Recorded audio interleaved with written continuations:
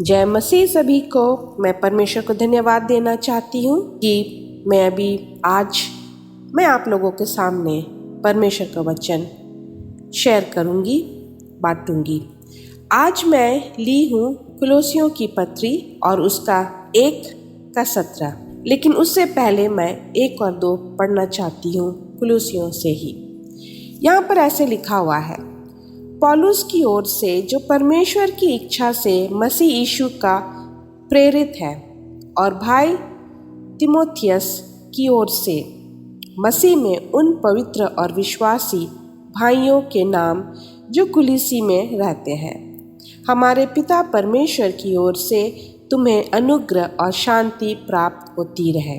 तो ये पत्र है जो कुलूसियों के आराधनालय के लिए पौलुस ने लिखा था, और वो जब भी पत्र लिखता था अलग अलग आराधनालय में, तो वो बहुत परमेश्वर में आनंदित होकर के लोगों को ग्रीट करता था, लोगों को स्वागत करता था कि पिता परमेश्वर की ओर से तुम्हें अनुग्रह और शांति प्राप्त हो। और मैं भी आप सभी को यही दुआ करती हूँ कि परमेश्वर की ओर से आप सभी को अनुग्रह और शांति हमेशा प्राप्त हो। तो आज हम 17 लेते हैं और 17 में हम ऐसे पढ़ते हैं। यहाँ पर ऐसे लिखा हुआ है, आइए हम सब एक साथ पढ़ें। आप अपने बाइबल खोल सकते हैं मेरे साथ में। यहाँ पर ऐसे लिखा हुआ है, वही सब वस्तुओं में प्रथम है और सब वस्तुएं उसी में स्थिर रहती है। और ये पढ़ करके हमें अनुभव होता है और हमें परमेश्वर अपने आत्मा से ये बताता है कि परमेश्वर एक पहलौठा है और वही प्रधान है और वही प्रधान ठहरते हैं। उसी से हमारा कुछ भी चीज़, हमारा ज़िंदगी, हमारा जीवन, हम कुछ भी करते हैं, उसी से शुरुआत होता है और उसी से अंत भी होना चाहिए। हम 18 जब पढ़ते हैं तो उसमें यहाँ पर ऐसे लिखा हुआ है, वही देह अर्थात कलीसिया का सिर है, वही आदि है और मरे हुओं में से जी उठने वालों में पहलौठा की सब बातों में वही प्रधान ठहरे। हमारे ज़िंदगी में भी, हम मसीही लोगों की ज़िंदगी में भी हमेशा हमें उसको पहला स्थान देना है। अगर हमें अपने जीवन में एक अच्छा स्थान बनाना है तो पहला स्थान हमें परमेश्वर यीशु मसीह को देना उचित है। और यहाँ पर हम देखते हैं कि जब हम परमेश्वर यीशु को सबसे ऊंचा स्थान देते हैं और उसको हम आदर और महिमा देते हैं, तो हमारे ज़िंदगी में भी आप देखोगे कि लोग हमें उसी तरह से आदर देंगे। परमेश्वर का अनुग्रह हमारे जीवन में एक बहुत अद्भुत तरीका से नज़र आएगा। और जब हम ये सच्चाई में भी रहेंगे कि पिता परमेश्वर यीशु मसीह एक इनविजिबल इमेज है, जो हम कुलुसियों में ही पढ़ते हैं, कुछ वर्ष से पहले 15 में लिखा हुआ है कि वो तो अदृश्य परमेश्वर का प्रतिरूप और सारी सृष्टि में पहलौठा है। तो जब हम इसको पढ़ते हैं तो हमें ये समझ मिलता है कि हम एक अदृश्य परमेश्वर को क्या करते हैं, पूजते हैं। तो जब हम एक अदृश्य परमेश्वर को पूजते हैं तो हमें मूर्ति पूजा से दूर रहना है, क्योंकि हमें परमेश्वर के वचन से सीख मिलता है और हमें परमेश्वर के वचन में ये समझ और बुद्धि और ज्ञान मिलता है कि हम एक अदृश्य परमेश्वर को पूजते हैं। तो हमें मूर्ति पूजा दूर दूर तक नहीं करना है। तो पहला चीज़ हमें ये समझने को मिलता है जब हम 17 में पढ़ते हैं कि सब वस्तुओं में प्रथम है और सब वस्तुएं उसी में स्थिर रहती है। तो पहला है कि हमको परमेश्वर में स्थिर रहना है और परमेश्वर को पहला स्थान देना है हमारी ज़िंदगी में, क्योंकि स्थिरता हमें सिर्फ परमेश्वर से मिलता है। और दूसरा हम ये सीखते हैं जब हम 15 पढ़ते हैं कि वो तो अदृश्य परमेश्वर है और प्रतिरूप और सारी सृष्टि में पहलौठा है।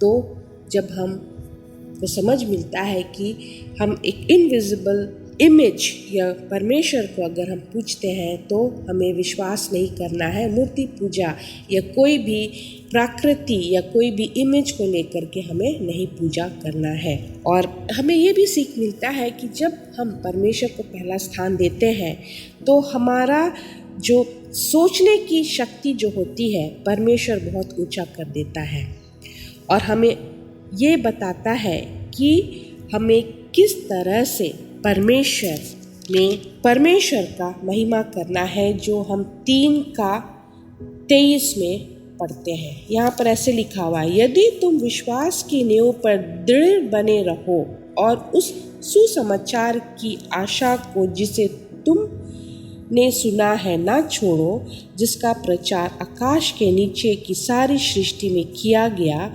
और जिसका मैं पौलुस सेवा बना हूँ। तो यहाँ पर हम अपना नाम ले सकते हैं कि हम भी एक सेवक हैं और हमको परमेश्वर में क्या है, आशा है। तो जब हम अदृश्य परमेश्वर को पूजते हैं तो हमें अधिकार दिया गया है कि हमको परमेश्वर का विश्वास में एक नींव बन करके, दृढ़ बन करके क्या करना है, उन लोगों तक सुसमाचार सुनाना है जिसमें हमें आशा मिलता है। और जब हमें आशा मिलता है तब हमें शैतान कभी भी अपने चुंगल में नहीं होने देगा, लेकिन हम उससे दूर रह सकते हैं। परमेश्वर हमें उनसे छुड़ाएगा, उस शैतानिक शक्ति से छुड़ाएगा, क्योंकि जिसका नाम से हम प्रचार करते हैं वो क्या है, वो पहलौठा है, वो यीशु परमेश्वर है। और हम 4:5 में भी हम यही पढ़ते हैं। 4:5 आप खोले कुलुस्सियों की पत्री में ही, कि अक्सर वो बहुमूल्य समझ करके बाहर वालों के साथ बुद्धिमानी से व्यवहार करो। तो ये सारा चीज़ हमें तब मिलता है जब हम परमेश्वर को पहला स्थान देते हैं। परमेश्वर हमें इतना ही आत्मविश्वास दे देता है कि हमें दुनिया की किसी भी तरह से, जिस दुनिया की लड़ाई हम लड़ सकते हैं, क्योंकि हम परमेश्वर में क्या है, बने हुए हैं। परमेश्वर को क्या किए हैं, हम पहला स्थान दिए हुए हैं। परमेश्वर को हम क्या करते हैं, रिप्रेजेंट करते हैं इस दुनिया में। हम एम्बेसडर ऑफ क्राइस्ट है। हमें परमेश्वर इस्तेमाल करना चाहता है कि हम पहले अपने अंदर में ट्रांसफॉर्मेशन लाए, तभी हम लोगों में ट्रांसफॉर्मेशन ला सकते हैं। पहले हमें अंदर में आत्मविश्वास होना चाहिए, तभी हम दूसरे को सिखा सकते हैं कि परमेश्वर में रह करके किस तरह से आत्मविश्वास होना है। तो आज हम जो सीखते हैं, आज जो हम जानते हैं कि परमेश्वर में रहना है, यीशु मसीह हमारा सबसे बड़ा इन्फ्लुएंसर है। आज के ज़माने में हम अगर देखते हैं, विशेषकर इंस्टाग्राम में, या जो ब्लॉग मेकर सब होते हैं, जो यूट्यूब चैनल बनाते हैं, वो इन्फ्लुएंसर कहलाते हैं। लोग उनको देख कर के फॉलो करते हैं, लेकिन हमारे लिए यीशु मसीह ही इन्फ्लुएंसर है और वो हमारे ज़िंदगी को इन्फ्लुएंस करते हैं। हमें किसी से इन्फ्लुएंस नहीं होना है, लेकिन हमको यीशु मसीह से इन्फ्लुएंस होना है हमारे ज़िंदगी में। तभी परमेश्वर हमको एक सही रास्ता दिखाएगा और तभी परमेश्वर हमको सही लोगों से भी मिलवाएगा और हमारा संगति भी सही लोगों से होगा, क्योंकि हमें परमेश्वर से ज्ञान, बुद्धि और उसके आत्मा से बल मिलता है। तो आज हम जो सीखते हैं परमेश्वर को, उसके लिए हम धन्यवाद देते हैं और हम ये कहते हैं कि पिता परमेश्वर हमारा पहलौठा है। यीशु मसीह पहला बीज है जो पिता परमेश्वर ने बोया था जब उसने संसार को रचा था पवित्र आत्मा में हो करके। उसी तरह से वो बीज हमारे अंदर में भी पनपे और हमें हमारा जिंदगी और हमारा जीवन भी फलदायक हमेशा हो। धन्यवाद।